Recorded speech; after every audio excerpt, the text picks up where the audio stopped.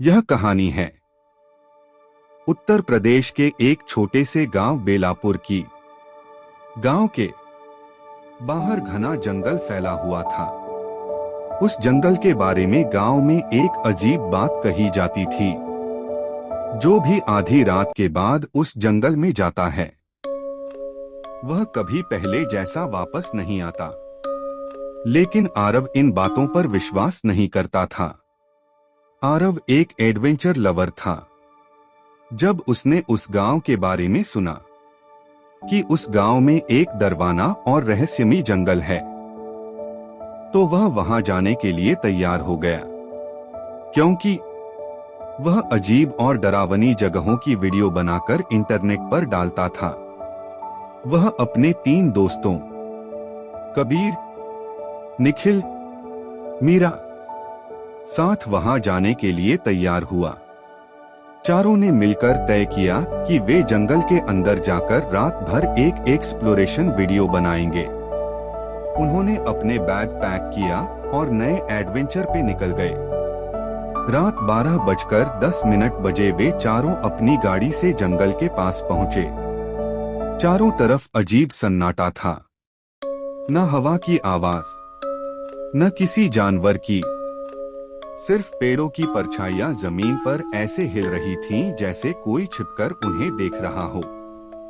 आरव ने camera on किया और बोला, दोस्तों, हम अभी बेलापुर के उस जंगल में हैं, जिसके बारे में लोग कहते हैं कि यहाँ कुछ अजीब होता है। आज हम सच पता करेंगे। मीरा थोड़ी घबराई हुई थी।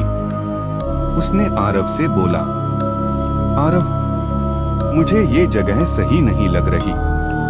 कबीर हंस पड़ा, डर मत, ये सब गांव वालों की कहानियां हैं।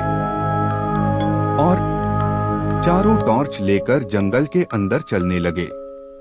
करीब 20 मिनट चलने के बाद उन्हें दूर से एक अजीब आवाज सुनाई दी, टक टक टक, जैसे कोई पत्थर पर कुछ मार रहा हो।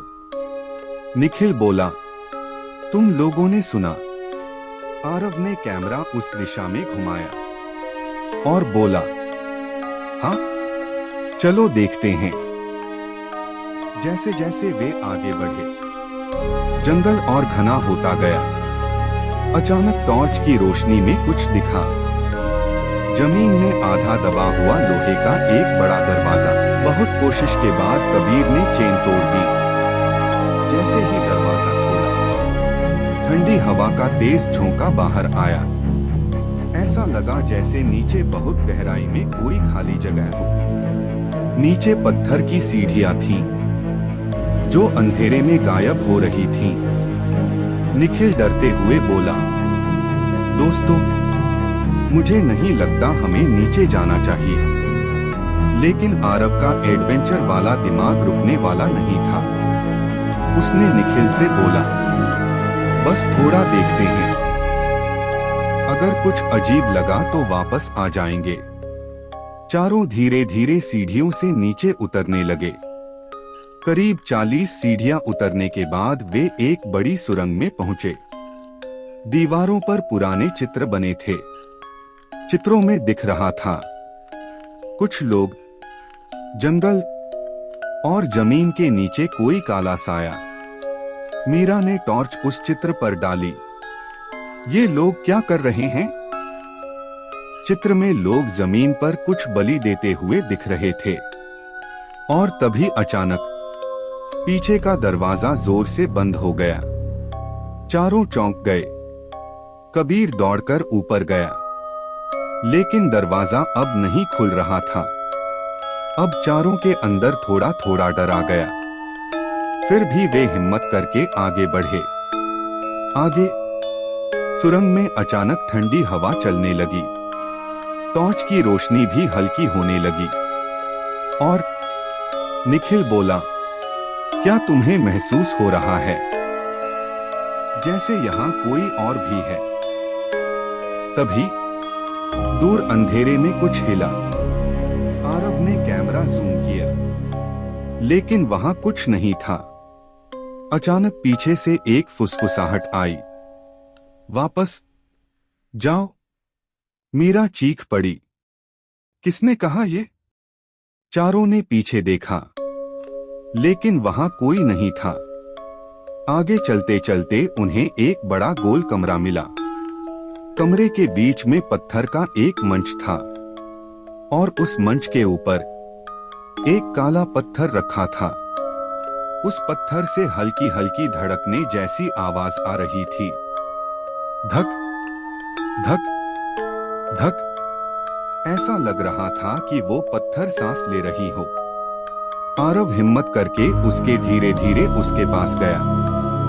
जैसे ही उसने हाथ लगाया, सुरंग में जोर की हवा चली।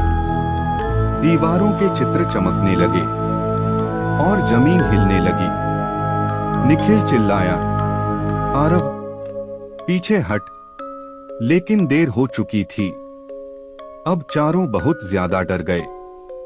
मीरा चिल्लाते हुए बोली, मैंने तो पहले ही कहा था वापस चलो, लेकिन तुम सबने मेरी बात नहीं सुनी। अब सब मरेंगे। तब आरव ने हिम्मत करके बोला, किसी को कुछ नहीं होगा। अचानक कमरे के कोने में अंधेरा जमा होने लगा, जैसे कोई धुआं एक जगह इकट्ठा हो रहा हो। धीरे धीरे वह धुआं एक मानव आकृति में बदल गया, लेकिन उसका चेहरा नहीं था, सिर्फ दो लाल चमकती आंखें। मीरा की आवाज कांप रही थी। उसने डरते हुए बोला, ये क्या है?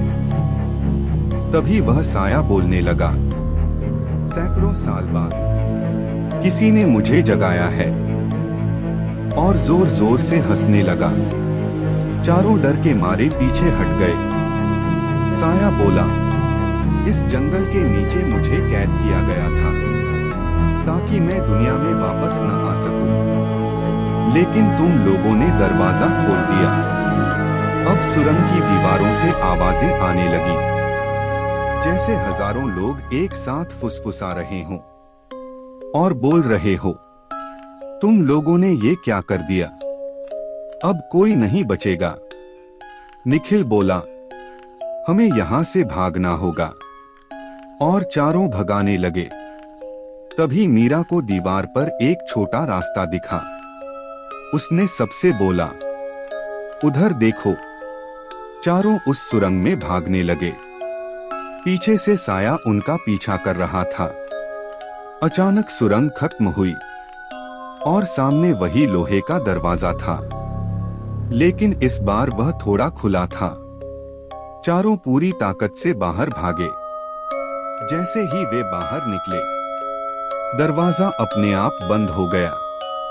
चारों अपनी जान बचाकर भागने लगे, लेकिन वो साया उनका पीछे नहीं छोड़ रहा था। भागते भागते वे कैसे भी करके अपनी गाड़ी तक पहुंचे। चारों ने गाड़ी में बैठकर दरवाजा बंद कर लिया, लेकिन उनकी गाड़ी स्टार्ट नहीं हुआ।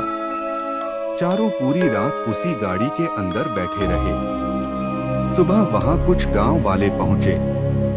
उन लोगों ने उनसे बोला, जिस जगह वे गए थे वहां 100 साल पहले एक मंदिर था। बहुत पहले एक दुष्ट आत्मा हमारे गांव वालों को जंगल में बुलाकर जान से मारकर उसे खा जाया करती थी।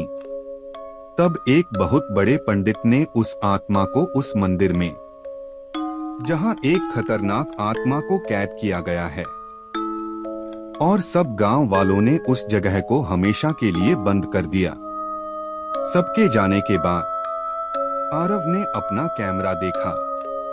कैमरे की आखिरी रिकॉर्डिंग में साया कैमरे के बिल्कुल पास आकर बोल रहा था, मैं वापस आऊंगा। और फिर स्क्रीन काली हो गई।